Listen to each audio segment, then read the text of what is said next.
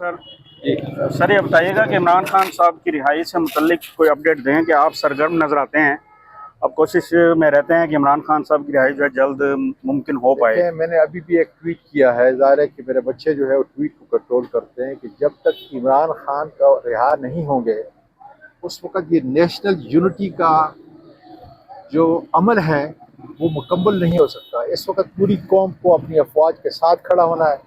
इस वक्त पूरी कौम को जो मोदी है उसके ख़िलाफ़ खड़ा होना है।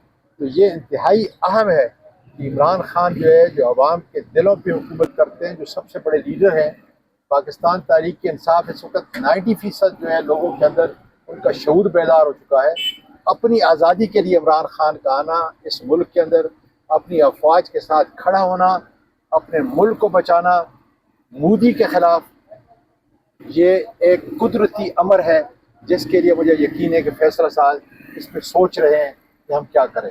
यकीन है कि इमरान खान बहुत जल्द जो है खुदा के फजल से अपने असूलों के मुताबिक जो है रिहा होंगे। सर अली अमीन गंडापुर साहब के हवाले से खबरें गर्दिश करती रही हैं कि उन्होंने गारंटर को अरेंज कर लिया अमेरिका बरतानिया से। सर बात सुने, मैं हवाई बातें नहीं करता।